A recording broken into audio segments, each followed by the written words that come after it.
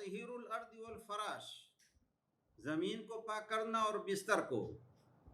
پیشاب یا پاخانہ اگر زمین پر یا بستر پر، فراش پر مطلب یہ کہ یہ جیسے زمین ہے آپ کی، یہ کوئی بھی زمین ہو، فرش ہے جیسے ہے، تو فَإِنَّ الْغَائِطَ يُزَالُ، کرے پاخانہ تو اس کو انسان پھینک دے گا، کسی بھی صورت کو پھینکا، مندیل سے کسی صورت کو پھینکنا پڑے گا، اور اس کی جگہ پر پانی ڈال دیجئے.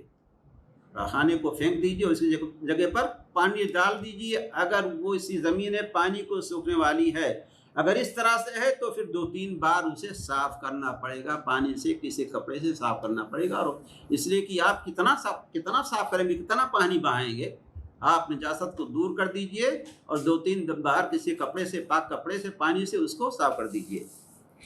اور اگر کچی زمین ہے تو اس جگہ پر پانی ڈال دیں.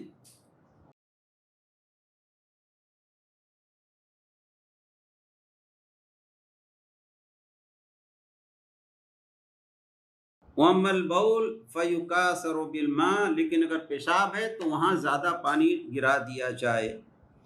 ایک دیہاتی آیا تھا اور اس نے مسجد کے ایک کونے میں پیشاب کرنا شروع کر دیا تھا.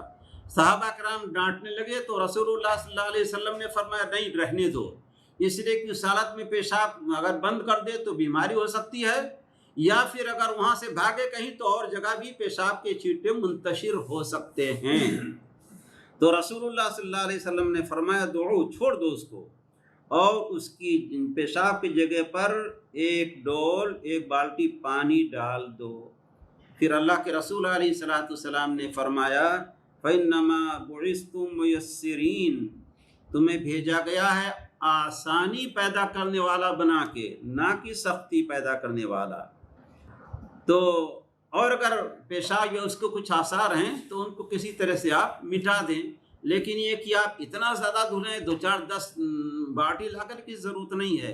اللہ کے رسول علیہ الصلوۃ والسلام نے ایک بالٹی پانی ڈالنے کے لیے کہا تھا، اس کے بعد قصہ ختم ہو گیا.